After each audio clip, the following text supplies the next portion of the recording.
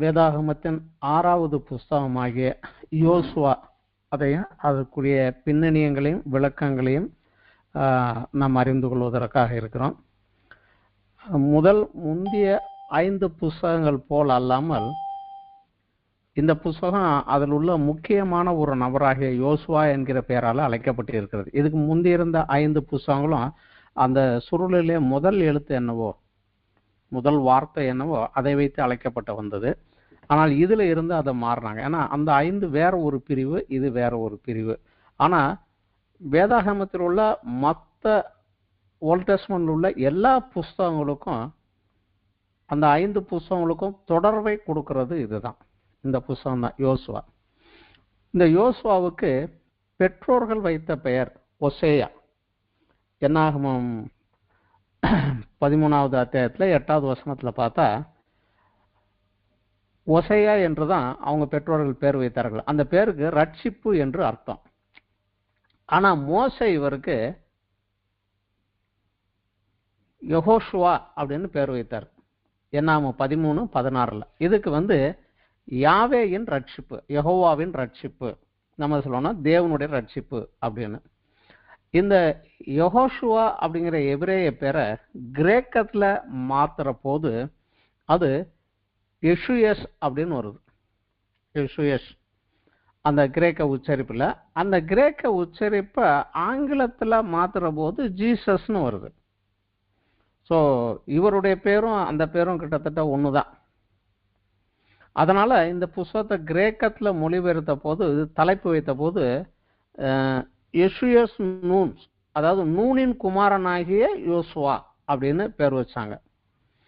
லத்தீன்ல லிபர் எஷுயஸ்னு வச்சாங்க, அதாவது யோசுவாவின் புஸ்தகம்னு. ஆனா ஆங்கிலத்துல வந்தபோது அவருடைய எபிரேய பேரான யெகோஷுவா அப்படிங்கிறத ஷார்ட் ஃபார்ம், யெகோஷுவா அப்படின்னு வரணும் ஷார்ட் ஃபார்ம் ஜோசுவா, அந்த பேரை இதுக்கு வச்சுட்டாங்க. தமிழ்ல நமக்கு வரபோது யோசுவா அப்படின்னு தமிழில் அதை அப்படியே மாற்றி நமக்கு யோசுவான்னு பேரிடப்பட்டது இந்த புஸ்தகம். இதுல ஒரு விசேஷமான இயேசு கிறிஸ்துவுக்கு பழைய ஏற்பாட்டில் உள்ள ஒரு நிழலாட்டமான ஒருவர் இவர். இவருடைய செயல்களும் அவருக்கு ஒரு நிழலாட்டமாகவே இருக்கும். இதுல நம்ம ஒரு விஷயம் நம்ம கொஞ்சம் தெரிஞ்சுக்கிறது நமக்கு நன்மது. இது நம்ம வேதாகமத்தினுடைய ஓல்ட் டெஸ்டமென்ட் உள்ள புஸ்தகங்களுடைய ஒழுங்கு வரிசைக்கும் எபிரேயர்களுடைய வேதாகமத்தில், எபிரேயர்களுக்கு நியூ டெஸ்டமென்ட் கிடையாது, ஓல்ட் டெஸ்டமென்ட் மட்டும்தான், அந்த புஸ்தகங்களுடைய வரிசை ஒழுங்குக்கும் ஒரு பெரிய வித்தியாசம் உண்டு. நம்ம இதில் இருக்கிற மாதிரி நம்ம ஆர்டர்லேயே அவங்க பைபிளில் கிடையாது. காரணம் என்னன்னா, அவங்க வேதாகமத்தை 3 பிரிவாக பிரிக்கிறாங்க. முதல் பிரிவு நியாயப்பிரமாணம் மற்றும் சட்டங்கள், லா, தி புக் ஆஃப் லா அப்படிங்கிறாங்க. இதை ஈப்ரூல தோரா அப்படிம்பாங்க. அந்த 5 புஸ்தகங்களுக்கும் பொதுவாக தோரா அப்படின்னு பேர் வைப்பாங்க. இல்லைன்னா பென்டாட்சு, பென்ட் அப்படின்னா 5, பென்டாட்சுனா 5 புஸ்தகங்கள், 5 ஆகமங்கள் அப்படிங்கிற பேர்ல இந்த 5 புஸ்தகங்களும் தனியாக ஒரு பிரிவுல போயிடும். இதுக்கு 2வது பிரிவு அவங்க வச்சிருக்கிறது தீர்க்கதரிசிகள். அந்த சட்டத்துக்கு அடுத்தது அவங்க வைத்திருக்கிறது தீர்க்கதரிசிகள், தீர்க்கதரிசிகள் எழுதின புஸ்தகங்கள் அப்படின்னு சொல்லி. இந்த தீர்க்கதரிசிகளிலையும் 2 வரிசையா பிரிக்கிறாங்க. ஒன்று முந்திய தீர்க்கதரிசி, இன்னொன்று பிந்திய தீர்க்கதரிசி. அந்த முந்திய தீர்க்கதரிசி வரிசையில இந்த யோசுவா புஸ்தகம் வருது. யோசுவா, நியாயாதிபதி, சாமுவேல், ராஜாக்கள்.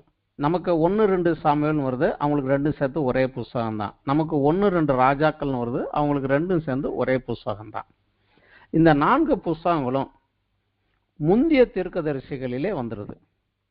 பிந்திய தீர்க்கதரிசிகள் அந்த வரிசையில எசாயா, எரேமியா, எசேக்கியேல், ஓசியா, யோவேல், ஆமோஸ், ஒபதியா, யோனா, மீகா, நாகும், அபகுக், செப்பனியா, ஹாகாய், சக்கரியா, மல்கியா. இதெல்லாம் பிந்திய தீர்க்கதரிசிகள் வரையில இந்த 15 புஸ்தகம் வந்துடுது. முக்கியமான ஒரு வித்தியாசம் என்னன்னா, தானியேல் புஸ்தகம் அவங்க தீர்க்கதரிசிகள் வரிசையில வைக்கல. அது ஏன் காரணங்கிறது தானியேல் புஸ்தகம் படிக்கிற போது அந்த விளக்கத்தை நம்ம அதில் பார்த்துக்கலாம். அவங்க தானியேலை தீர்க்கதரிசியாக வரிசையில வைக்கல, மற்ற எல்லாத்தையும் வச்சுட்டாங்க. மூன்றாவது பிரிவு, இது இரண்டாவது பிரிவு. மூன்றாவது பிரிவு இது எழுதப்பட்டவைகள். அதாவது முதல் 5 புஸ்தகங்கள் 100% காட்ஸ் வேர்டு, அதை எதுவுமே மாத்தகத்தெல்லாம் முடியாது. இரண்டாவது பிரிவு தீர்க்கதரிசிகள் மூலமாக சொன்னதும் நடந்தவைகளும் சேர்த்து வரும். மூன்றாவது இந்த எழுதப்பட்டவைகள் அப்படின்னு வருகிறது அந்த ஃபர்ஸ்ட் 5 புஸ்தகங்களுக்கு உள்ளார அத்தாரிட்டி இந்த எழுதப்பட்ட புஸ்தகங்களுக்கு கிடையாது அப்படிம்பாங்க. படிக்கலாம், விவரம் தெரிஞ்சுக்கலாம், படிச்சுக்கலாம், வளர்ந்துக்கலாம், வேதாகமத்தில் வச்சிருக்கிறோம், பட் இதுதான் எனக்கு அத்தாரிட்டின்னு கிடையாது அப்படிம்பாங்க. இது எழுதப்பட்டவைகள் அப்படின்னு மூன்றாவது பிரிவு. இதுல முதலாவது வருவது சங்கீதம், இரண்டாவது யோபு, நீதிமொழிகள், ரூத், உன்னத பாட்டு, பிரசங்கி, புலம்பல், எரேமியாவினுடைய புலம்பல், எஸ்தர், தானியல் இங்கே வருது எழுதப்பட்டவைகள்ல, எஸ்ரா, நெகேமியா, நாளாகமம் 1-2 நாளாகமம், அவங்களுக்கு அது ஒரே புக்ஸ் தான், நாளாகமம் அப்படின்னு ஒரே புக்கா அதில் வச்சிருக்கிறாங்க. அவங்க வேதாகத்துல முதல் புஸ்தகம் ஆதியாகமம், கடைசி புஸ்தகம் நாளாகமம். அது ஆர்டர் ஏங்கிறது அது வேற பண்ணலாம். இயேசு கிறிஸ்துவும் சீசர்களிடத்துல பேசுகிற போது, அவர் உயிர் தெழுந்த பிறகு எம்மாவூர் சீசர்களை அவர் பார்த்தபோது, எம்மாவூர்ல அவர் உயிர் தெழுந்த போது அந்த சீசர்கள் 2 பேர் பேசி கொண்டு போயிருந்த போது அவங்க கூடவே நடந்து போய் நீங்க என்ன பேசுறீங்கன்னு கேட்கிறாரு. அவங்க என்ன நடந்ததுன்னு உனக்கு தெரியாதா அப்படின்னு இயேசு கிறிஸ்துவை பத்தி சொல்றாங்க. சொல்ற போது கடைசியா அவர் அவங்களுக்கு சில காரியங்களை சொல்லுகிறாரு. லூக்கா 24:25 அப்போது அவர் அவர்கள் நோக்கி, தீர்க்கதரிசிகள் சொன்ன யாவையும் விசுவாசிக்கிறதுக்கு புத்தி இல்லாத மந்த இருதயம் உள்ளவர்களே, கிறிஸ்து இவ்விதமாக பாடுபடவும் தமது மகிமையில் பிரவேசிக்க வேண்டாமோ என்று சொல்லி, 27வது வசனம், மோசே முதலிய சகல தீர்க்கதரிசிகளும் எழுதின வேத வாக்கியங்கள் எல்லாவற்றிலும். இந்த 3 பிரிவை சொல்லுகிறார். மோசே தான் அந்த 5 புத்தகங்களுக்கு ஆர்டர். அதுக்கு அடுத்தபடி சகல தீர்க்கதரிசிகள் ஆகமத்திலும் எழுதின வேத வாக்கியங்கள், இந்த 3 பிரிவையும் சொல்லி இந்த 3 பிரிவிலும் தம்மை குறித்து சொல்லி வகையிலே அவர்களுக்கு விவரித்து காண்பித்தார் அப்படின்னு வருது. அதே போல சீசர்கள் அறைக்குள்ள ஒளிந்திருக்கிற போது அவங்களுக்கு முன்னாடி போய் அவர் பிரதேசமாகி நீங்க ஏன் பயப்படுறீங்க அப்படின்னு சொல்லி அவரை விலைக்கு சொல்லி, அவங்க சந்தேகமா இருக்கிற போது சாப்பிட்றதுக்கு ஏதாவது இருக்குதான்னு கேட்கிறாரு. அவங்க கொடுக்குறாங்க. இதே அத்தியாயத்துல தான் 24 தான் வருது. அதுல அதை வாங்கி புசித்த பிறகு அவர் அவங்க கிட்ட சில காரியங்களை சொல்றாரு.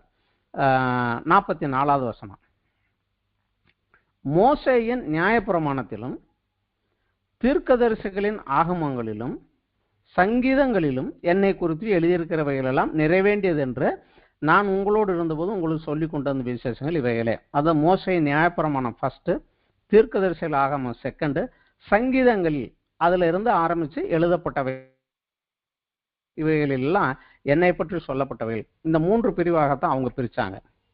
ஆனா நமக்கு ஆங்கில வேதாகமம் தமிழ் வேதாகமத்துல நமக்கு வந்தபோது இந்த ஆர்டரை நமக்கு மாத்தினாங்க. இந்த ஒழுங்கு வரிசையில நம்ம வேதத்துல புஸ்தகங்கள் கிடையாது. ஆனா அந்த முதல் 5 புஸ்தகங்களையும் அதை தொடர்ந்து வர்ற புஸ்தகங்களையும் சரித்திர புஸ்தகங்கள் அப்படிங்கிற வரிசையில வச்சாங்க. அதாவது முன்னாடி என்ன நடந்தது அப்படிங்கறத ஹிஸ்டரியாக சரித்திரமாக வைத்தாங்க. அதுல இந்த 5 புஸ்தகங்கள் முதல்ல உண்டு. முதல் 5 புஸ்தகங்கள் உண்டு. ஆதியாகமம், யாத்ராகமம், லேவியராகமம், என்னாகமம், உபாகமம், இந்த 5 புஸ்தகங்கள் முதல்ல வச்சுட்டு அதற்கு பின்னாடி யோசுவா, நியாயாதிபதிகள், ரூத் இங்கே வந்துடும், சரித்திரத்துல வந்துடும். 1-2 சாமுவேல், 1-2 ராஜாக்கள், 1-2 நாளாகமம், இதெல்லாம் இங்கே வந்துடும், சரித்திரத்துல வந்துடும். எஸ்ரா, நெகேமியா, எஸ்தர், இந்த புஸ்தகங்களை கூட சிறையிருப்புக்கு முந்தின 9, சிறையிருப்புக்கு பிந்தின 3 அப்படின்னு பிரிப்பாங்க. யோசுவாவில இருந்து 1-2 நாளாகமம் வரைக்கும் 9 புஸ்தகங்கள். இது அவங்க சிறையிருப்புல போவதற்கு முன்னாடி நடந்த காரியங்கள். இந்த எஸ்ரா, நெகேமியா, எஸ்தர் அவங்க சிறையிருப்புக்குள்ள 70 வருஷம் பாபிலோன்ல சிறையிருப்புல இருந்த போதும் அங்கிருந்து வெளியே வந்த போதும் நடந்தது அப்படின்னு இதை பிந்தின ஹிஸ்டரி, அதை முந்தின ஹிஸ்டரின்னு வச்சிருவாங்க. அதற்கு அடுத்தபடியாக வர்றது 5 புஸ்தகங்கள். இந்த 5 புஸ்தகங்களும் கவிதை நடையில எழுதப்பட்டது. மற்றெல்லாம் வாசிக்கிற மாதிரி இருக்கும். ஆனால் அது அந்த 5 புஸ்தகங்களும் கவிதையாக எழுதப்பட்ட புஸ்தகங்கள். இதை ஞான புஸ்தகங்கள் ஆர் புக்ஸ் ஆஃப் விஸ்டம், நமக்கு தேவையான விளக்கங்கள் தெரியக்கூடியதுன்னு. இதை வந்து காட்ஸ் வேர்டாக அத்தாரிட்டியாக எடுக்க முடியாது, இதை சரியாக படித்து தான் எடுக்கணும் அப்படிங்கிற மாதிரி இந்த 5 புஸ்தகங்களை வச்சாங்க. இந்த 5 புஸ்தகங்களில் தான் யோபு, சங்கீதம், நீதிமொழிகள், பிரசங்கி, உன்னத பாட்டு, இந்த 5 புஸ்தகமும் வந்துடுது. இதற்கு அப்புறம் உள்ளத தீர்க்கதரிசிகள் அப்படின்னு 3ஆவதாக ஒரு வரிசை. இந்த தீர்க்கதரிசிகளிலையும் 2 பிரிவு பிரிக்கிறாங்க. மேஜர் ப்ராஃபட், மைனர் ப்ராஃபட், அதாவது பெரிய தீர்க்கதரிசிகள், சிறிய தீர்க்கதரிசிகள். இந்த பெரிய தீர்க்கதரிசிகள்ல 5 புஸ்தகங்கள் வைக்கிறாங்க. ஆனால் 4 தீர்க்கதரிசி தான். ஏசாயா, எரேமியா, அதோடு எரேமியாவுடைய புலம்பல் அந்த ஒரு புஸ்தகமா, எசேக்கியேலும் தானியேலும். இது வந்து நம்மளுடைய அந்த பெரிய தீர்க்கதரிசிகள் வரிசையில் வந்துடுது. பெரிய தீர்க்கதரிசி, சிறிய தீர்க்கதரிசிங்கிறது வந்து தீர்க்கதரிசியினுடைய ஸ்டாண்டர்டை வச்சோ இல்லை அவங்களுடைய காரியங்களை வைத்தோ அல்ல. அவங்க எழுதின புஸ்தகம் பெருசா இருந்தது, அதனால அதை முதல்ல வச்சாங்க. மிச்சம் உள்ளவங்க எழுதின புஸ்தகம் சின்னதா இருந்தது, சாப்டர்ஸ் கம்மி, அதனால அதை பின்னாடி வச்சாங்க. அவ்வளவுதானே ஒழிய தீர்க்கதரிசிகளில் பெரிய தீர்க்கதரிசி, சின்ன தீர்க்கதரிசிங்கிற வித்தியாசம் கிடையாது. இவங்க மேஜர் மைனர்னு வச்சது காரணமே அதுல நிறைய சாப்டர்ஸ் உண்டு, அது புஸ்தகம் பெருசு, அதனால அதை முதல்ல வை. இதுல எல்லாம் சாப்டர்ஸ் கம்மி, இதை பின்னாடி வை அப்படின்னு வச்சு பின்னாடி 12 தீர்க்கதரிசிகள் புஸ்தகம் வைக்கிறாங்க. இந்த 12 தீர்க்கதரிசிகள்ல 2 பிரிவா பிரிக்கிறாங்க. 9 முதல்ல ஓசியாவிலிருந்து ஆரம்பித்து செப்பனியா வரைக்கும், ஓசியா, யோயல், ஆமோஸ், ஒபதியா, யோனா, மீகா, நாகும், அபகூக், செப்பனியா, இந்த 9 வேற சிறையிருப்புக்கு முந்தின காலத்தில் தீர்க்க தரிசனம் உரைத்தவர்கள் அப்படின்னு வச்சிடறாங்க. இந்த ஆகாய், சக்கரியா, மல்கியா, இந்த 3 வேற சிறையிருப்புக்கு பிந்தின காலத்துல சொன்ன தீர்க்கதரிசிகள் அப்படின்னு நமக்கு பின்னாடி வச்சிருக்காங்க. ஸோ இந்த ஒழுங்கு நமக்கு கொஞ்சம் முன்ன பின்ன மாறி வரும். அதனால ஆனா எதுவாக இருந்தாலும் அந்த முந்தின சட்ட புஸ்தகங்களோடையும் இந்த வேதாகமத்தில் உள்ள மீதமுள்ள அனைத்து புஸ்தகங்களுக்கும் இருக்கக்கூடிய ஒரு லிங்க் யோசுவாவினுடைய புஸ்தகம். மோசே மரித்து போனார், யோசுவா அடுத்த லீடர் ஆகிட்டாங்க. மோசே எகிப்திலிருந்து விடுதலையாக்கி ஜனங்களை வெளியே கொண்டு வந்தார், ஆனா வாக்கு கொடுத்த தேசத்துக்குள்ள அவங்கள கொண்டுட்டு போகல. யோசுவா அவருடைய பொறுப்பை எடுத்துக்கொண்டு அந்த ஜனங்களை வாக்குத்தத்தம் பண்ணின தேசத்துக்குள்ளாக அவங்கள உள்ள கூட்டி கொண்டு போய் யுத்தம் பண்ணி அந்த தேசத்தை சுதந்திரத்தை அவங்களுக்கு பங்கு போட்டு கொடுக்கிறார். இந்த முதல் 5 புஸ்தகங்கள்ல தேவன் கொடுத்த வாக்குத்தத்தம், ஜனங்கள் அவரோடு பண்ணின உடன்படிக்கை, அந்த உடன்படிக்கையின்படி கீழ்ப்படிந்து நடந்தால் வரக்கூடிய ஆசீர்வாதங்கள், உடன்படிக்கையை மீறி நடந்தால் வரக்கூடிய சாபங்கள், தண்டனைகள், இது இந்த முதல் 5 புஸ்தகங்கள்ல இருக்குது. அந்த 6வது புஸ்தகம் யோசுவாவில இருந்து ஆரம்பிச்சா இந்த உடன்படிக்கையின் படி நடக்கிற போது கிடைத்த ஆசீர்வாதங்கள் என்ன, அதை மீறின போது நடந்த சாபங்களும் தண்டனைகளும் என்ன, இதுதான் மல்கியா புஸ்தகம் வரைக்கும் வரக்கூடிய கதை. ஆனா இதில் முதலாவதாக அந்த உடன்படிக்கை கீழ்ப்படிந்து வாக்குத்தத்தம் கொடுத்த தேசத்தை நாங்கள் எப்படி சுதந்திரித்தோம் அப்படிங்கிறது வந்து யோசுவாவிலிருந்து ஆரம்பிச்சு வருது.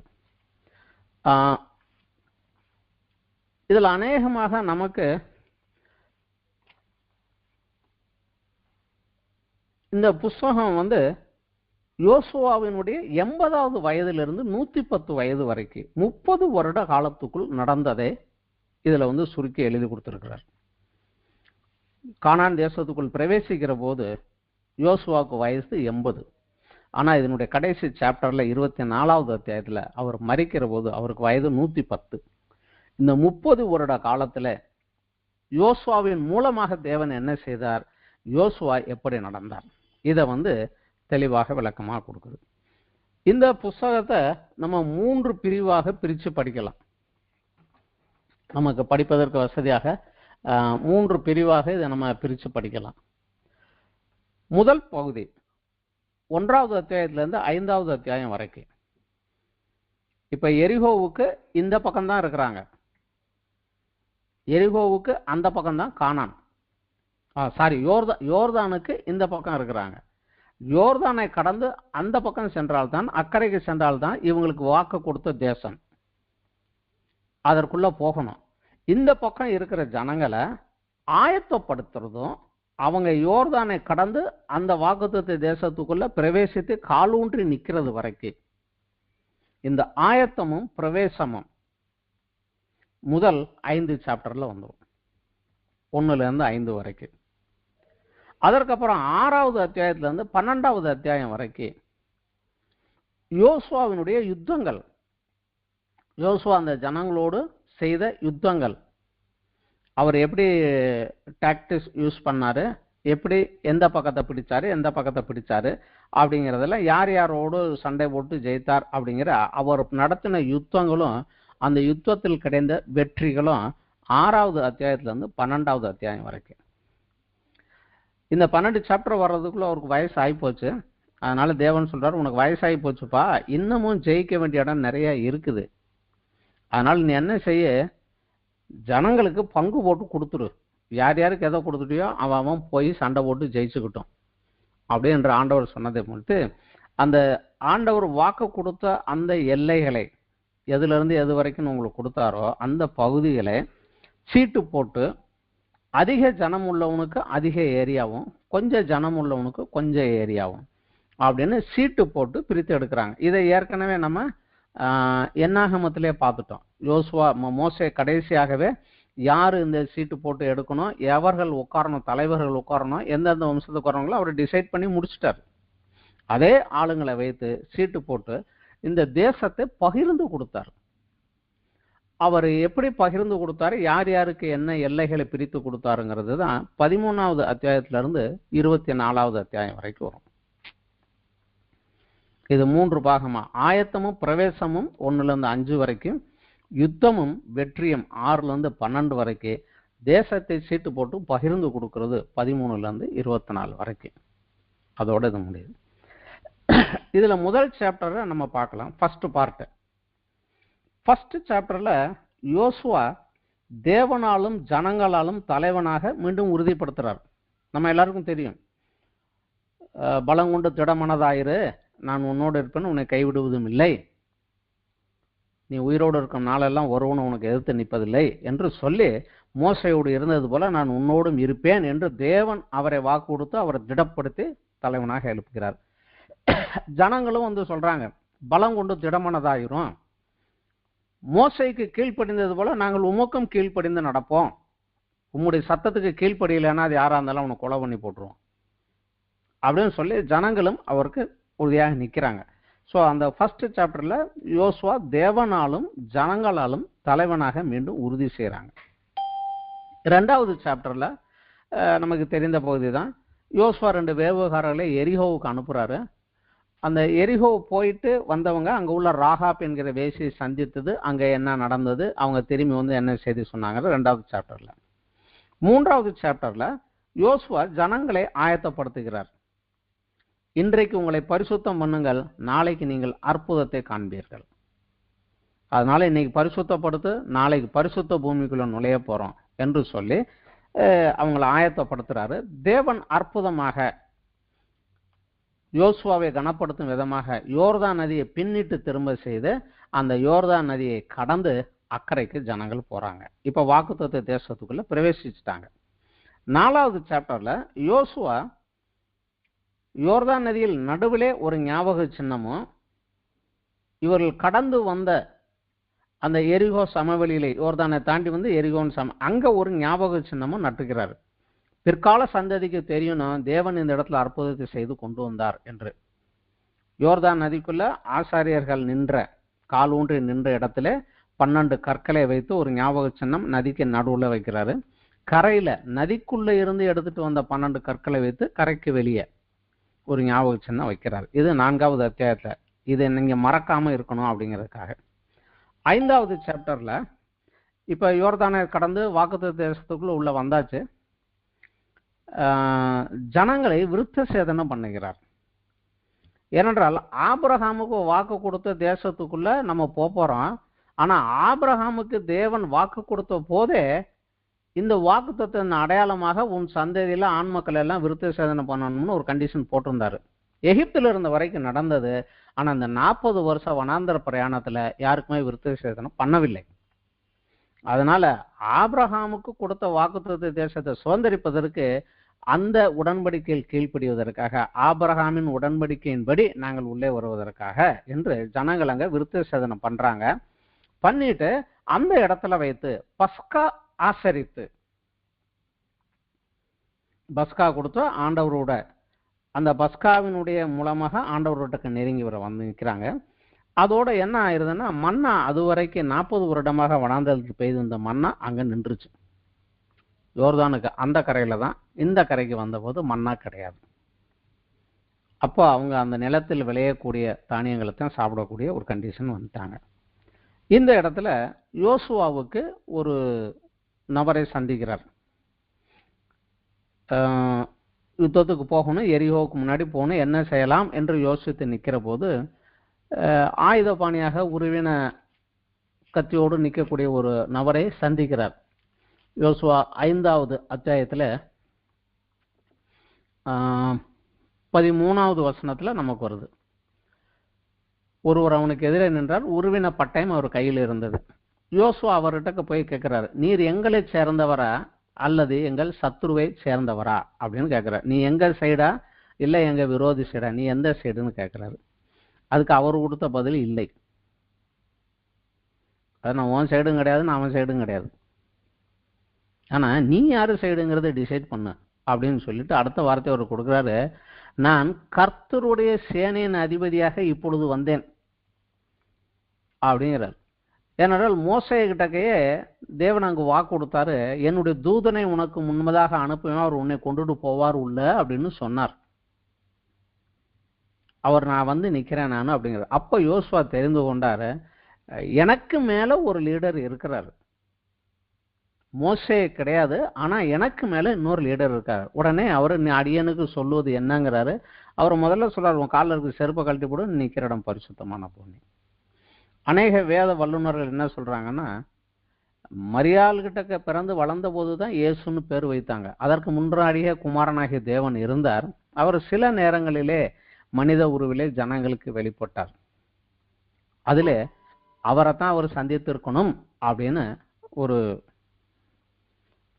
குறிப்பாக சொல்றாங்க. பட் கன்ஃபார்ம்டான்னு யாரும் சொல்ல முடியாது, ஆனா இருக்கலாம். ஏனென்றால் தேவன் ஒருவர் தான் தன்னை ஆராதிக்க முடியாக வழங்குவார். தூதர்கள் யாருமே தன்னை வணங்க முடியாது இருக்குன்னு சொன்னது கிடையாது. இவர் சொல்றார், காலில் இருக்க செருப்பை கழட்டி போடு, நீ நிக்கிற இடம் பரிசுத்தங்கிறார். அதற்கப்புறம் அவர் சில ஆலோசனைகள் சொல்லுகிறார். அவர் சொன்ன ஆலோசனை அடுத்ததுல இருந்து வருது.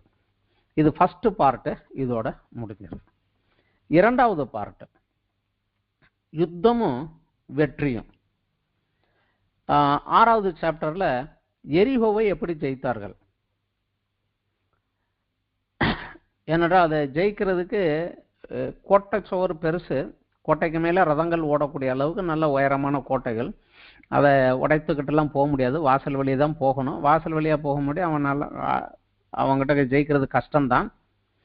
அந்த மாதிரி இருந்த ஒரு இடத்துல என்ன செய்யன்னு தெரியாமல் இருந்தபோது இவருக்கு கொடுத்த ஆலோசனை, ஆசாரியன் உடன்படிக்கை பெட்டி எடுத்துட்டு வரட்டும், யுத்த வீரர் எல்லாம் நகரத்தை ஒரு தடவை சுற்றி வாங்க, சத்தமே போடாமல் சுற்றி வாங்க, 7 நாளைக்கு வாங்க, 7வது நாள் 7 தடவை சுற்றுங்க, சுற்றி முடிச்சோடனே எக்காலம் ஊதுங்க. ஆனால் இது மனித அறிவுக்கோ சாதாரண ஒரு புத்திக்கோ இப்படி செஞ்சா எப்படி உள்ள போக முடியுங்கிற ஒரு கேள்விதான். ஆனால் இங்கே என்னன்னா, மேலே இருக்கிற அவர் என்ன சொன்னாரோ சொன்னதற்கு கீழ்ப்படிந்து விசுவாசித்து நடந்ததினாலே அந்த 7ஆம் முறையில் அவங்க எக்காலம் ஊதுகிற போது கோட்டை சவர் விழுந்தது. அவங்க நேருக்கு நேராக உள்ள போய் நின்று எரிகோவை ஜெயிச்சிட்டாங்க. இது 6வது சாப்டர்ல அந்த கதை வருது. 7வது சாப்டர்லையும் 8வது சாப்டர் 29 வரைக்கும் இதற்கு அடுத்த பட்டணம் ஆயி. சின்ன பட்டணம் தான், அவ்வளோ கோட்டைகள்லாம் கிடையாது, ஸ்ட்ராங் கிடையாது. ஆனால் அங்கே போய் அடி வாங்கிட்டு திருப்பி வராங்க. காரணம் என்ன அப்படிங்கிற போது கீழ்ப்படியாமையும் சாபத்தீடானதை எடுத்து வைத்ததும் தான் அப்படின்னு தெரியுது. உடனே அதற்கு என்ன பண்ணணும்னு பண்ணி சாபத்தீடானதை அவங்கள விட்டு விலக்கி பின்பு ஆண்டவருடைய ஆலோசனைப்படி போய் ஆயை ஜெயிக்கிறாங்க. இது 2வது யுத்தம். இது 2 முடித்த உடனடியாக கெர்ஷி மலைக்கும் ஏபால் மலைக்கும் பக்கத்துல வந்துட்டாங்க. அப்ப மோசே அங்க சொன்னது போல நீங்க உள்ள போனோன்னா அங்க கற்களிலே அந்த நியாயப்பிரமாணத்தை எழுதி கெர்ஷி மலையில 6 கோத்திரமும் ஏபால் மலையில 6 கோத்திரமும் நின்று நடுவுல லேவியர்கள் நின்று நியாயப்பிரமாணத்தை வாசிக்கணும். வாசித்துட்டு இவனெல்லாம் சபிக்கப்பட்டவன் என்று அந்த வார்த்தைகளை சொல்லணும். அப்ப ஜனங்கள் எல்லாம் ஆமேன் என்று சொல்லி இந்த ஆண்டவருடைய உடன்படிக்கையில திரும்பவும் தங்களை அவர்கள் உடன்படுத்தணும். வாக்கு கொடுத்தபடி எங்களை தேசத்துக்குள் கொண்டு வந்து விட்டீர், நீர் சொன்னபடி நாங்கள் நடப்போம் என்பதற்காக அங்க திரும்பி உறுதிப்படுத்தணும் என்று சொல்லுகிறாரு. அது 8வது அத்தியாயத்துல 30லிருந்து 35வது அத்தியாயம் வரைக்கும் இது வந்துருது. உபாகமம் 27ல இதை மோசே ஏற்கனவே சொல்லியிருந்தாரு. அதை இங்க செய்யறாங்க. செஞ்சு முடித்துட்டு அடுத்து 9வது அத்தியாயத்துல தான் கிபியோன் மக்களோடு ஒரு உடன்படிக்கை பண்ணிடுறாங்க. இது ஒண்ணுதான் யோசுவா செய்த ஒரே ஒரு தவறு. அந்த தேசத்து குடிகளோடு உடன்படிக்கை பண்ணாயாக இருந்தாங்க. ஆனா இவங்க ஏமாத்திட்டாங்க. நாங்க இந்த தேசத்து கிடையாது, நாங்க தூர தேசத்துல இருந்து வாரோம்னு சொன்னோன்னா அவங்க சொன்னதை நம்பி உனக்கு நான் பாதுகாப்பு, எனக்கு நீ பாதுகாப்பு, 2 பேரும் மியூச்சுவல் ஃப்ரெண்டுன்னு ஒரு அக்ரிமெண்ட் போட்டுட்டாங்க தேவனுடைய நாமத்தினாலே. அதுக்கப்புறம் தெரிய வரும்போது எல்லாரும் சொல்றாங்க இல்ல அவன் ஏமாத்திட்டான் அதனால அவனை கொல்லு அப்படிங்கிறாங்க. இல்லப்பா நாங்க கடவுள் பேரால அக்ரிமெண்ட் போட்டோம்ப்பா, அதை நாங்க மீற முடியாதுப்பா அப்படின்னு சொல்லிட்டு அவங்களை தண்ணீர் கொண்டுட்டு வர்றதுக்கும் ஆசரிப்பு கூடாரத்தின் தேவைகளுக்கு விறகு வெட்டி கொண்டு வருவதற்காக வேலைக்காரர்களாக அவர்களை தங்களுக்கு கீழே வைக்கிறாங்க. இது 9வது அத்தியாயத்துல வருது. 10வது அத்தியாயத்துல கிபியோனர் இப்படி செஞ்சிட்டாங்கன்னு சொல்லி 5 ராஜாக்கள் இந்த கிபியோனருக்கு விரோதமாக யுத்தம் பண்ண வராங்க. இவன் நம்ம சத்ருவோட அக்ரிமெண்ட் போட்டான், அதனால இவனை அடிக்கணும்னு. அப்ப கிபியோனர் சொல்றாங்க இவனுக்கு யோசுவாவுக்கு, அவர் கீழ்காலில் இருக்கிறாரு, யோர்தானை கடந்து அங்கேயே கேம்ப்ல இருக்காரு. அவருக்கு தகவல் கொடுக்குறாங்க, எங்களை அழிக்கிறதுக்காக 5 ராஜாக்கள் வராங்க, ஹெல்ப்புக்கு வாங்கன்னு. உடனே யோசுவா அவங்களுக்காக ராம் முழுவதும் நடந்து காலையில யுத்தத்துக்கு இறங்குறாரு. ராத்திரி முழுவதும் ஒரு மிலிட்ரி நடந்து காலையில யுத்தம் அப்படியே இறங்குறதுன்னா இட்ஸ் நாட் பாசிபிள். ஆனா கடவுள் அவர்கிட்ட சொல்றாரு, நீ போ, நான் உன்னோட இருக்கிறேன், அவனை உன் கையில கொடுத்துட்டேன்ட்டாரு. அதனால இறங்கி யுத்தம் பண்றாரு. அந்த யுத்தத்துலதான் தேவனும் அவர்களோடு சேர்ந்து யுத்தம் செய்தார்.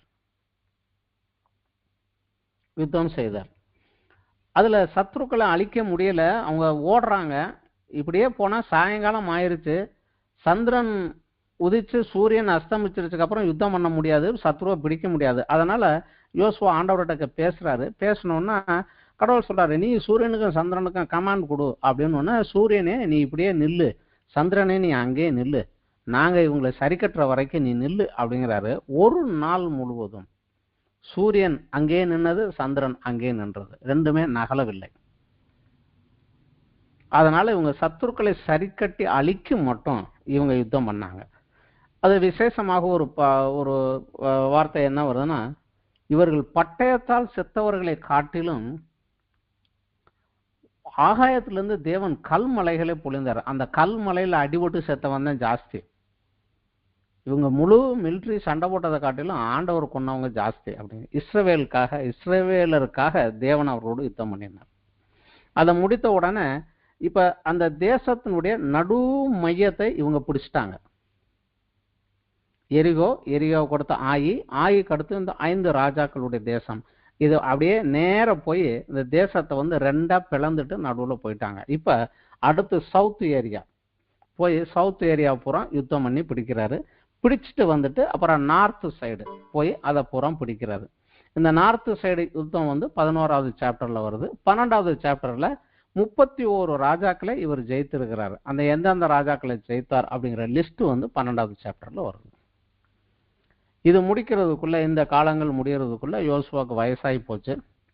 அப்ப தேவன் சொல்லுகிறாரு, இன்னும் சுதந்திரிக்க வேண்டிய பகுதி நிறைய இருக்குது, ஆனா நீங்க இன்னும் சுதந்திரிக்கல, உனக்கோ வயசாகி போச்சு, அதனால தேசத்தை பங்கு போட்டு கொடுத்துரு, அவங்க ஏரியா வச்சுக்கிட்டோங்கிறாரு. உடனே இந்த 13வது சாப்டர்ல யோர்தானுக்கு கிழக்கு பக்கம் ஏற்கனவே இருந்த 2 ராஜாக்கள் சீகோன் ஓக் 2 பேரையும் அழித்து அவங்க தேசத்தை கையில வச்சிருந்தாங்க. அதை வந்து யூதாவும் ரூபனும் காத்தும் மனாசையின் பாதி கோத்திரமும் எங்களுக்கு இது கொடுங்கனால அவங்களுக்கு தர்றோம்னு சொல்லியிருந்தாங்க. இப்போ இந்த யுத்தங்கள் எல்லாம் முடிஞ்சோடனே நீங்கள் போய் அதை எடுத்துக்கோங்கன்னா அதை பங்கு போட்டு பிரித்து கொடுக்குறாரு.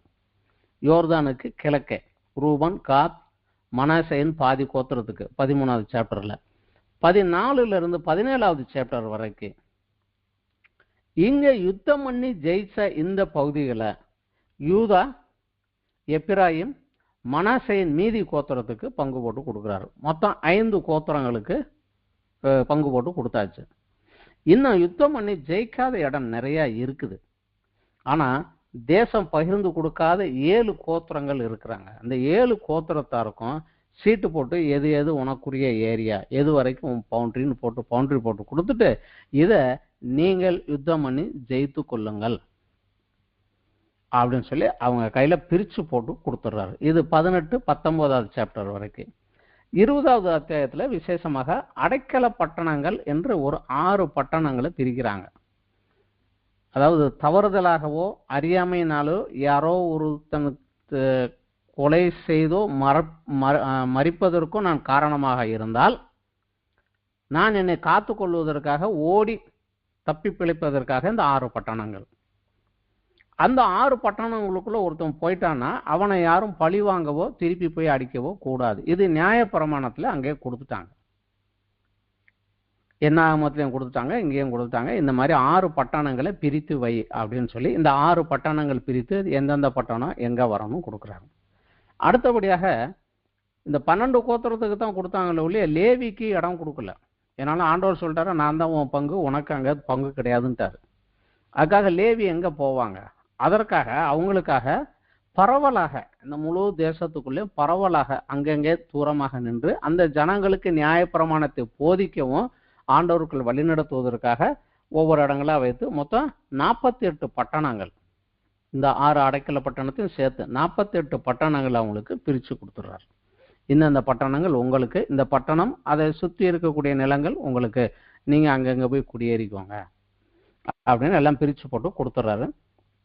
22வது சாப்டரில் அந்த ரூபன் காத் மனாசேயின் பாதி கோத்திரம் யுத்தம் நின்று அமைதியானனால அவங்க சொந்த இடத்துக்கு, அவங்களுக்கு ஒதுக்கப்பட்ட இடத்துக்கு யோர்தானுக்கு கிழக்க போயிடுறாங்க, திரும்பிடுறாங்க. 23, 24வது சாப்டர் கடைசி சாப்டரில் யோசுவாவினுடைய கடைசி ஒரு பிரசங்கமும் ஜனங்களுக்கு ஒரு சவாலும், நான் போனதுக்கப்புறம் நீங்கள் ஒழுங்காக இருக்க மாட்டீங்க, இருக்கலைன்னா உங்களுக்கு சிக்கல் வரும், ஜாக்கிரதையாயிருங்க அப்படின்னு சொல்லி எச்சரித்து விட்டு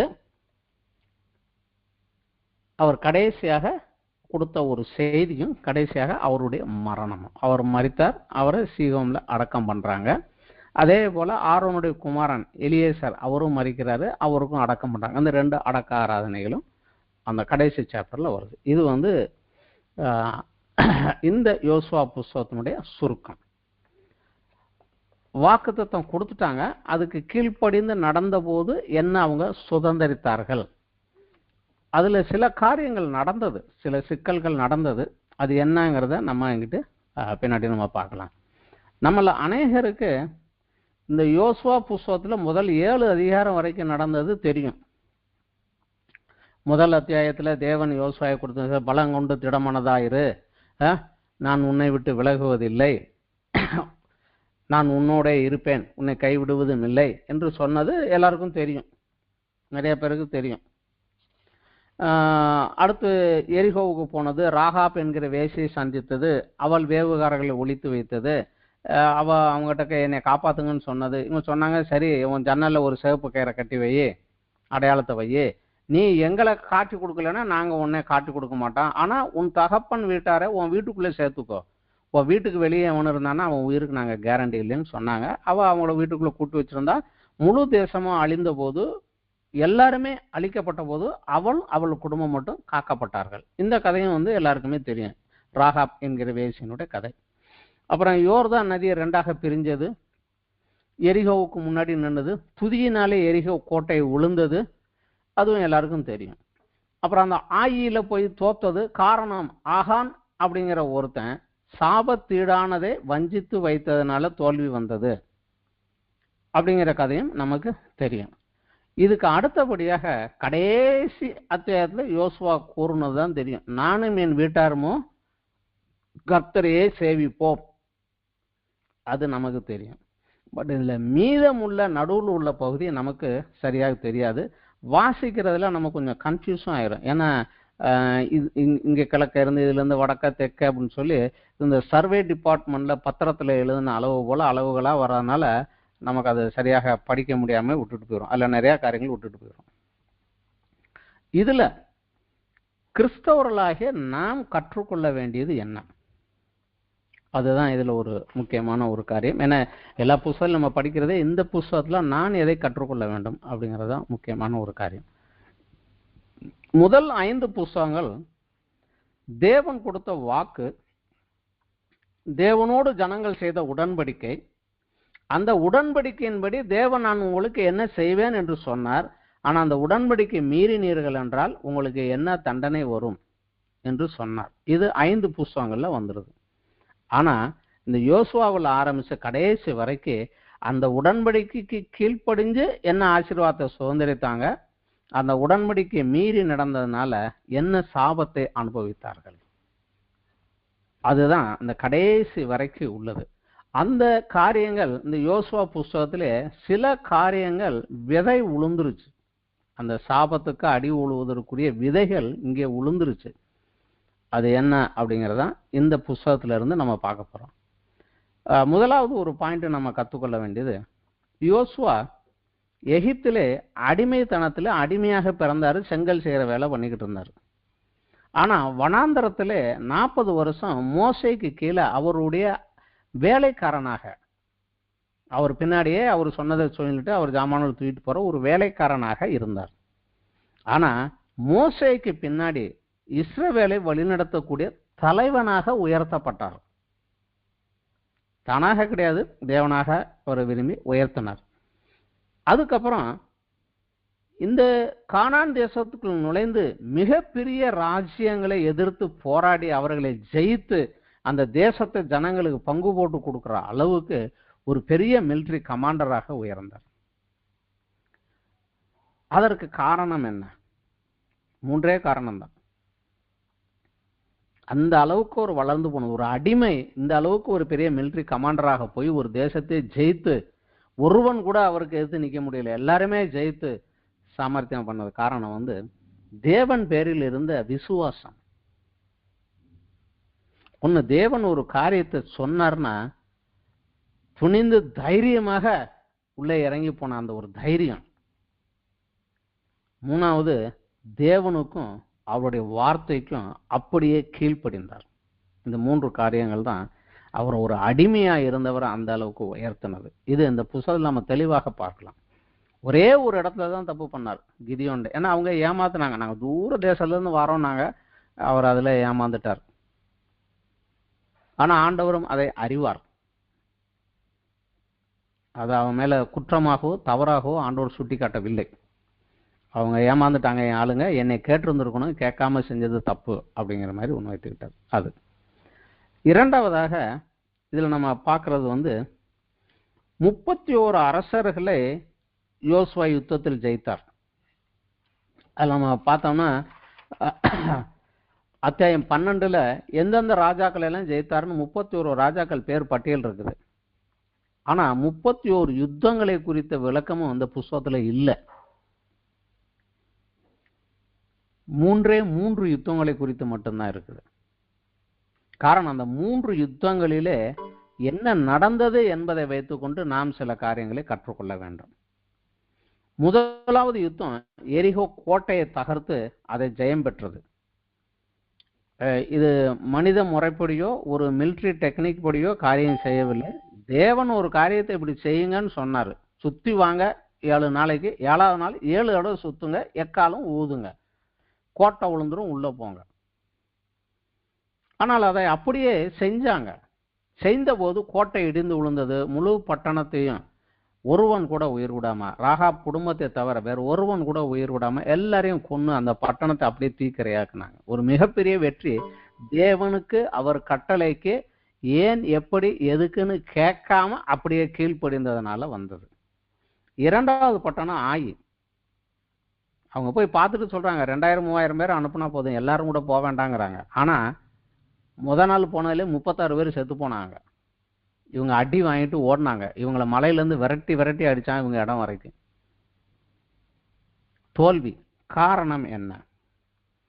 தேவனுடைய வார்த்தைக்கு கீழ்ப்படியாதது, சபிக்கப்பட்ட ஒரு பொருளை தனக்கென்று எடுத்து தன் வீட்டுக்குள் வைத்தது. ஒரு மனிதன் செய்த தவறு.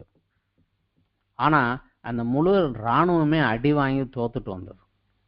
36 பேர் தப்பே செய்யாதவன் அங்க செத்து போனான். காரணம் ஒரு மனிதன் செய்த தவறு. இன்றைக்கு நம்ம அந்த டீமுக்குள்ள ஒரு மனிதன் செய்யக்கூடிய தவறுதனால முழு டீமே பாதிக்கப்படும். இந்த காரியத்துல நம்ம எச்சரிக்கையா இருக்கணும். அந்த கீழ்ப்படியாமையும் சாபத்தீடானதே அவர்களை விட்டு நீக்கினதுக்கு அப்புறம்தான் தேவன் அவர்களுக்கு உடன் வந்தார். யுத்தத்திலே ஜெயிச்சாங்க. ஸோ யுத்தத்தில் ஜெயிச்சது சொந்த பலத்தினால கிடையாது, தேவன் கூட வந்ததுனால அவங்க ஜெயித்தாங்க. அது அந்த 2வது யுத்தத்தில் நன்றாக கற்றுக்கிட்டாங்க. 3வதான ஒரு யுத்தம். கிபியோனிற்கு விரோதமாக 5 ராஜாக்கள் வந்துட்டாங்க. அப்போ அவன் சொல்றான், எப்பா உடன்படிக்கை செஞ்சுட்டோம்ப்பா, உங்ககிட்ட என்னை அடிக்க 5 பேர் வராங்க, என்னை காப்பாத்துன்னு அவங்க செய்தி கொடுக்குறாங்க. கொடுத்த உடனடியாக நான் அவனுக்கு காப்பாற்றுவேன், உன்னைய நான் காப்பாற்றுவேன்னு உடன்படிக்கை செஞ்சிட்டேன்ல, அதனால அவனை காப்பாற்ற நான் போகணுமே என்று லேட்டா போனா அவங்க இவனை அழிச்சிருவாங்க, அதற்குள்ள நான் சீக்கிரமா போக வேண்டும் என்று முழுவதும் நடந்து வந்தார். காலையில் யுத்தத்துக்கு இறங்குறாங்க.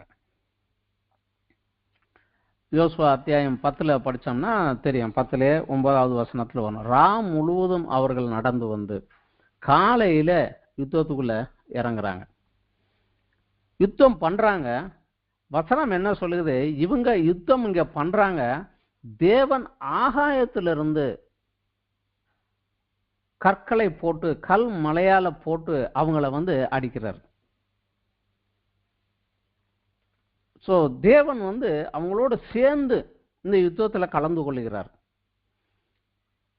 யோசுவா 10வது அத்தியாயத்துல 11வது வசனத்திலிருந்து வருது. அவர்கள் மேல் கர்த்தர் வானத்திலிருந்து பெரிய கற்களை விழப்பண்ணினார், அவர்கள் செத்தார்கள். இஸ்ரவேல் புத்திரர் பட்டயத்தால் கொன்றவர்களை பார்க்கிலும் கல் மலையினால் செத்தவர்கள் அதிகமாயிருந்தார்கள். இதுவும் முடிஞ்சிருது. அதுக்கப்புறம் சத்துருக்கள் ஓடுறாங்க. அவங்கள யுத்தம் முடியறதுக்குள்ளே எல்லாத்தையும் டெஸ்ட்ராய் பண்ணணும். ஏன்னா ஆண்டவர் ஏற்கனவே அவனுக்கு வாக்கு கொடுத்துட்டாரு, அவனுக்கு பயப்படாத, உன் கையிலே அவர்கள் ஒப்பு கொடுத்தேன், அவர்களில் ஒருவன் கூட உனக்கு முன்பாக நிற்பதில்லைன்னு சொன்னார். அதனால அந்த ஒருவன் கூட இல்லாம நான் அழிக்கணும். ஆனா இப்ப டைம் முடிஞ்சு போச்சு, சாயங்காலமான நான் யுத்தத்தை நிறுத்தணுமே, நாளைக்கு அவனை நான் பிடிக்க முடியாது அப்படிங்கறதுனால 12வது வசனத்துல வருது. யோசுவா 10:12 கர்த்தர் எமோரியரை இஸ்ரவேல் புத்திரருக்கு முன்பாக ஒப்பு கொடுத்த அந்நாளிலே யோசுவா கர்த்தரை நோக்கி பேசி, இந்த பிரச்சனைக்கு நான் என்ன பண்ணேன்னு பேசுறாரு.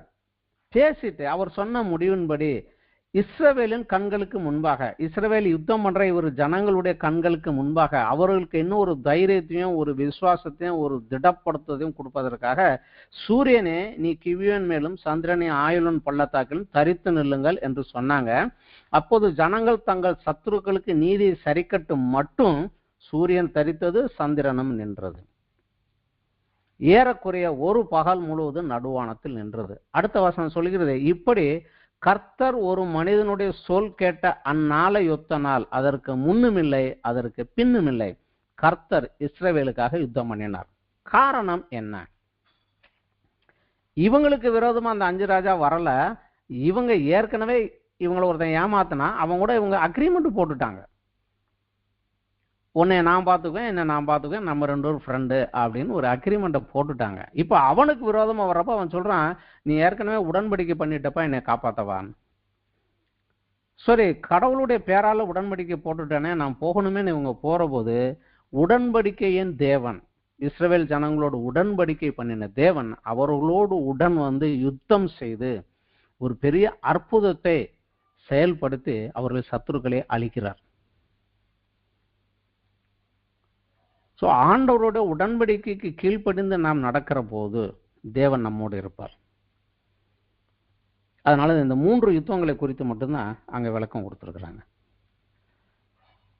சங்கீதம் 15ல 4வது வசனம். சங்கீதம் 15 தாவீதின் சங்கீதம் தான். அவர் சொல்ல, கர்த்தாவே யார் உம்முடைய கூடாரத்தில் தங்குவான், யார் உம்முடைய பரிசுத்த வாசஸ்தலத்தில் வாசம் பண்ணுவான். உத்தமனாய் நடந்து நீதியை நடப்பித்து மனதார சத்தியத்தை பேசுகிறவன் தானே. அவன் தன் நாவினால் புறங்கூறாமலும் தன் தோழனுக்கு தீங்கு செய்யாமலும் தன் அயலான் மேல் சொல்லப்படும் நிந்தியான பேச்சை எடுக்காமலும் இருக்கிறான். அடுத்த வசனம் தான். ஆகாதவன் அவன் பார்வைக்கு தீர்ப்பானவன், கர்த்தருக்கு பயந்தவர்களே கணம் பண்ணுகிறான். ஆணை இட்டதில் தனக்கு நஷ்டம் வந்தாலும் தவறாது இருக்கிறான். ஸோ இங்கே வந்து நாங்கள் ஆணை இட்டுட்டோம், கர்த்தர் பேரால செய்வோம்னு ஆணை இட்டுட்டோம்ப்பா, அதில் நஷ்டம் வந்தாலும் சரி அடி வந்தாலும் நான் பின்வாங்க முடியாது, நான் போக வேண்டும். இதைத்தான் விசுவாசத்தன்மை, ஃபெய்த்ஃபுல்னஸ் அப்படின்னு சொல்லுவாங்க. இது நம்மகிட்ட ஆண்டவர் எதிர்பார்க்கக்கூடிய ஒரு காரியம். நீ வாயை திறந்து சொல்லிட்டேன்னு சொன்னதை நிறைவேற்று. என்கிட்ட மட்டும் இல்லை, யாருக்கிட்ட சொல்லிட்டேன்னு சொன்னதை நிறைவேற்று. வாய் விட்டுட்டு ஏமாத்த விட்டுறாத, சூழ்நிலையை காரணம் சொல்லாத. ஆமுன்னா ஆமு, இல்லைன்னா இல்லை, இதுக்கு மிஞ்சினது பாவம் அப்படின்னு நியூ டெஸ்ட்மென்ட்ல நமக்கு சொல்றாங்க. இதுக்கு மீறாத அப்படிங்கிறாங்க. அதனால இந்த 3 காரியங்கள் தான் அங்க நம்ம கொடுத்துருக்குறாங்க. அடுத்ததாக 3வது காரியம், ராகாப் என்கிற வேசி, அவளுடைய விசுவாசமும் கீழ்ப்படிதலும் அவளையும் அவள் தகப்பன் குடும்பத்தையும் காத்தது. அவள் தகப்பன் குடும்பத்தார கூட்டி கொண்டாந்து வீட்டுக்குள்ள கொண்டு வந்து வச்சுக்கிட்டா, அவளையும் அவன் காத்துட்டாங்க. யுத்தம் போற போது சொல்றாங்க, போய் பார்த்துட்டா, அந்த ஒரு குடும்பத்தை மட்டும் விட்டுட்டு மிச்சம் எல்லாத்தையும் பிடிச்சிட்டு வா அப்படிங்கிறாங்க. எல்லாரும் அழிக்கப்பட்டு போறாங்க. அந்த ராகாப் வேசி, அவளுடைய சரித்திரம் நியூ டெஸ்ட்மென்ட்ல எபிரேயர் 11வது அத்தியாயத்துல விசுவாச வீரர்களுடைய பட்டியலிலே, அதாவது இஸ்ரவேலிலே அந்த 12 கோத்திரத்தாருடைய கதைகள் எல்லாம் தீர்க்கதரிசிகள் அவங்கவுங்க எல்லாம் வர்ற போது அவ பேரும் அதுல வருது. அந்த ராகாப் என்கிற வேசியினுடைய பேரும் அங்க வந்து உள்ள வந்துருது. எபிரேயர் 11ல 31வது வசனத்தினால. இதுல விசுவாசத்தினாலே ராகாப் என்னும் வேசி வேவுக்காரரை சமாதானத்தோடு ஏற்றுக்கொண்டு கீழ்ப்படியாதவர்களோடு சேதமாகாதிருந்தாள்.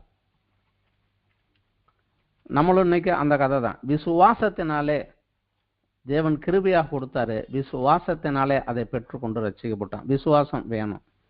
அதே போல அடுத்த புஸ்தகத்துல, யாக்கோபனுடைய புஸ்தகத்துல யாக்கோபு வந்து எழுதுகிற போது விசுவாசத்திற்கு ஏற்ற கிரியை வேண்டும் அப்படிங்கிறத சொல்லுகிற போது அவர் ஆபிரகாமை சொல்லுகிறாரு.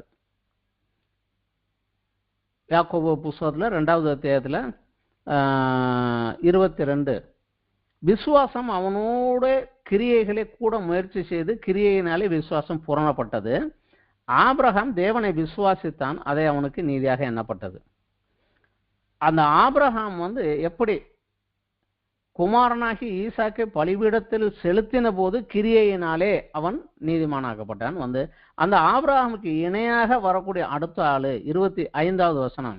அந்தபடியே ராகாப் என்னும் வேசி தூதர்களை ஏற்றுக்கொண்டு வேறு வழியாக அனுப்பிவிட்ட போது கிரியைகளினால் அல்லவா நீதி உள்ளவள் ஆக்கப்பட்டாள். ஸோ விசுவாசத்துக்கு ஏற்ற கிரியை இது வேணும்.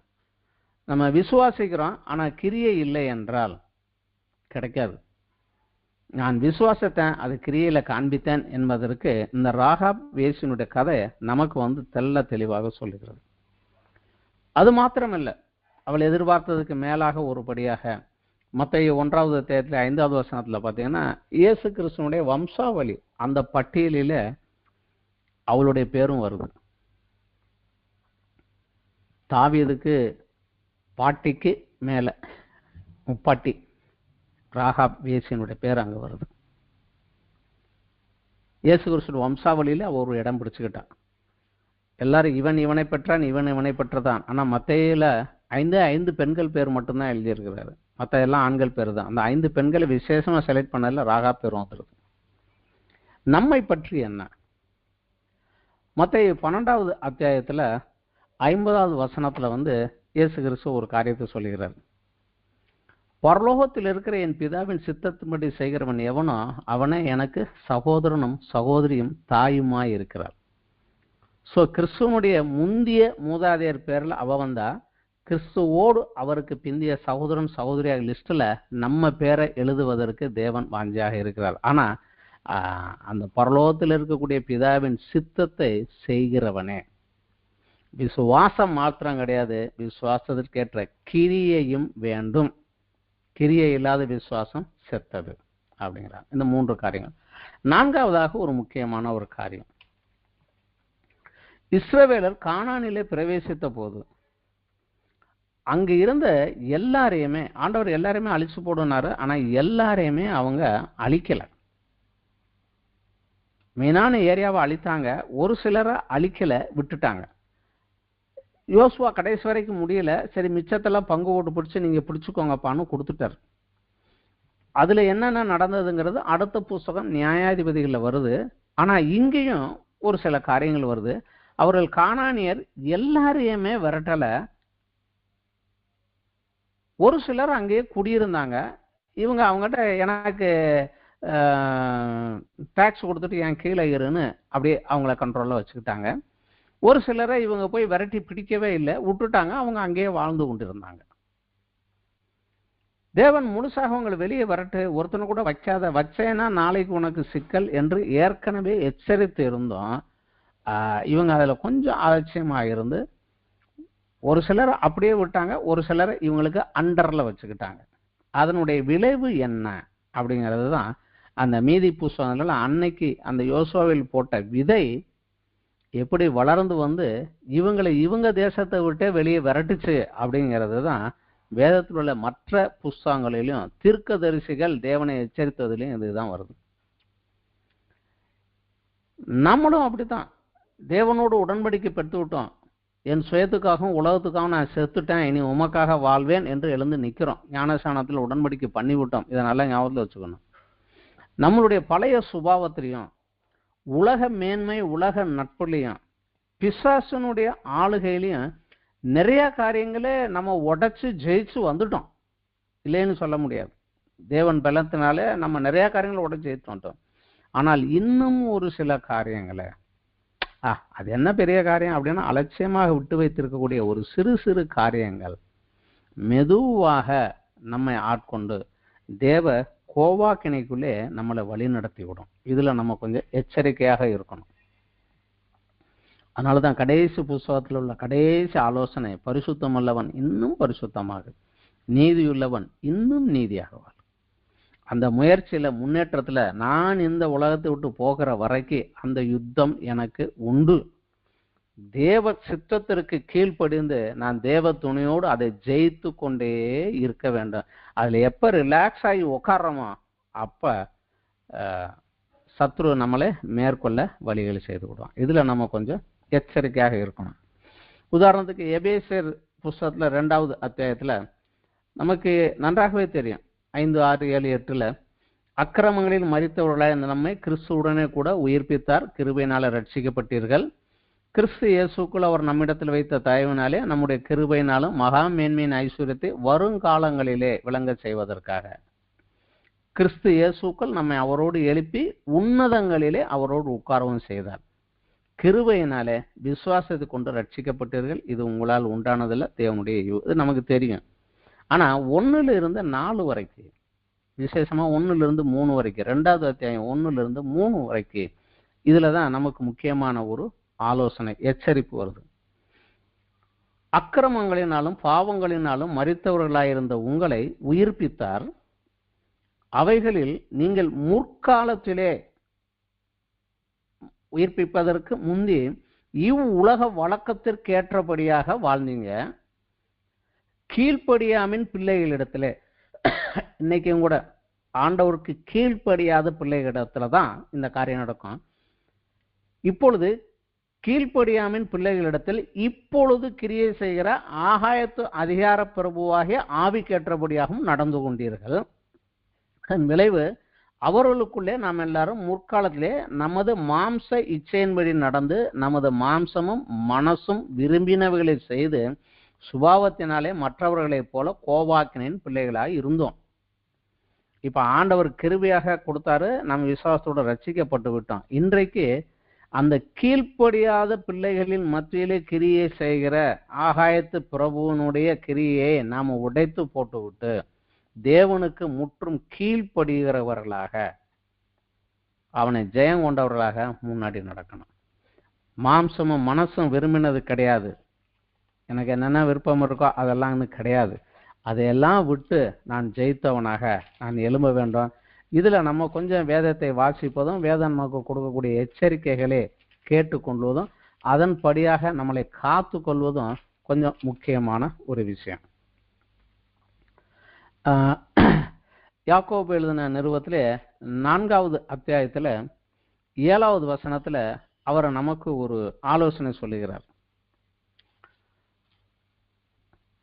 ஆகையால் தேவனுக்கு கீழ்ப்படிந்திருங்கள், பிசாசுக்கு எதிர்த்து நில்லுங்கள், அப்பொழுது அவன் உங்களை விட்டு ஓடிப்போவான்.